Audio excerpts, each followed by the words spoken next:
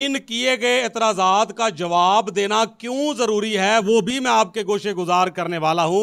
आप मुझे बताइए कि जब कोई शख्स मर जाता है, बाप का कर्ज बेटों ने उतारना है, ये बेटों के लिए जरूरी हो जाता है। ये वो बातें हैं जब मैंने किसी से बात की, खादमों से बातें की, दूसरे लोगों से बातें की कि जी इन बातों का जवाब देने की जरूरत है, ऐसा करने की जरूरत है, तो उन्होंने कहा नहीं पाज साहब ऐसा करने की हमें क्या जरूरत है बोलने की।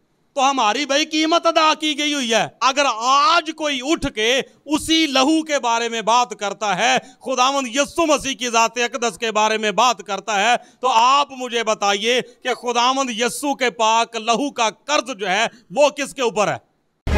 अगर आप हमारे चैनल पर नए हैं तो चैनल को सब्सक्राइब लाजमी करें और वीडियो को शेयर करें। Thanks for watching. आपको याद होगा कि इन दिनों में उन इतराज़ात के बारे में मैं बात कर रहा हूं जो खुदावंद यीशु मसीह की ज़ात अक़दस पर किए जाते हैं, या बाइबल मुक़द्दस पर जो इतराज़ात किए जाते हैं उन पर बात हम लोग कर रहे हैं।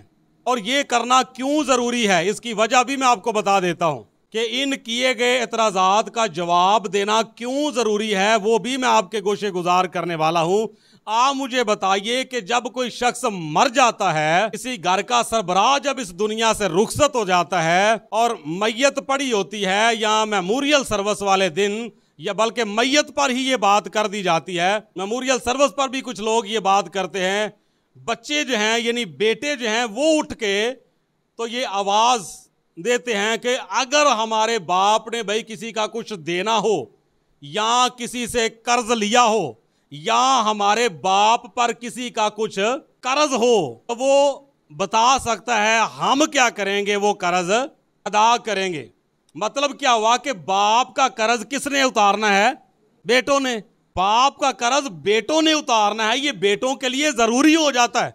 अब सेम इसी तरह से खुदावंद यीशु मसीह ने कोहे कलवरी पर अपना पाक लहू बहाया, और हम इस बात पर ईमान रखते हैं कि खुदावंद यीशु मसीह हमारे गुनाहों के लिए मुए और फिर दफन हुए और फिर तीसरे रोज मुर्दों में से जी उठे।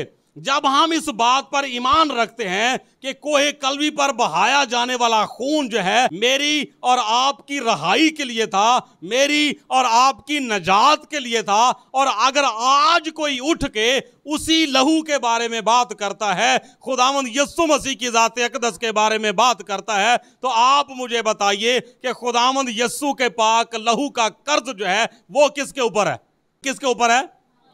तो अदा किसने करना है? हम पर जरूरी है, हम पर लागू हो चुका है कि हम उस कर्ज को अब अदा करें।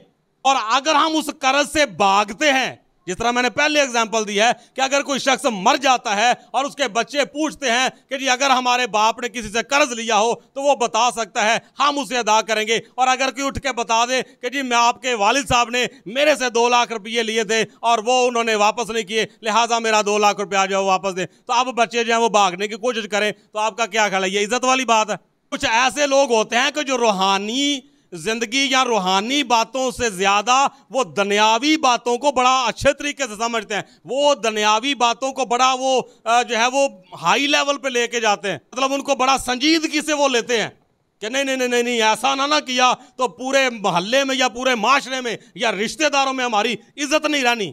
तो वो लोग इस बात को बेहतर तौर पे समझ सकते हैं कि अगर बच्चों पे जो है वो कर्ज हो बाप का और अदा ना करे तो फिर उसकी किस तरह से बेइज्जती होती है या कितना उनको शर्मिंदगी का सामना करना पड़ सकता है। तो सेम इसी तरह से आज खुदावंद यीशु मसीह की ज़ात अक़दस के बारे में अगर कोई एतराज़ करता है, या खुदावंद यीशु मसीह के कफ़ारे के बारे में कोई गलत बात करता है, या खुदा के पाक कलाम के बारे में अगर कोई एतराज़ करता है, खुदावंद के पाक लहू के बारे में कोई बात करता है, तो कर्ज किसके ऊपर है?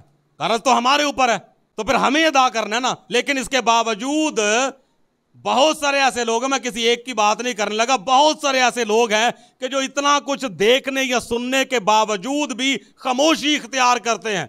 लोग जब सवाल करते हैं, जब एतराज़ात करते हैं, तो दर हकीकत वो कर्ज है हमारे ऊपर कि हम उनका जवाब दें। अगर हम लोग ये कहें कि नहीं नहीं नहीं नहीं खैर है, उनको कहने दे, कहते रहते हैं। खुदावंद यीशु ने कहा हुआ था कि मेरे नाम की खातर जब वो सब कौमें तुमसे अदावत रखेंगी, तो लिहाजा ठीक है, उनका काम है, कलाम पूरा हो रहा है भाई जी। ये वो बातें हैं जो मैं सुन चुका हूं, तो बाप का कर्ज नहीं उतारना।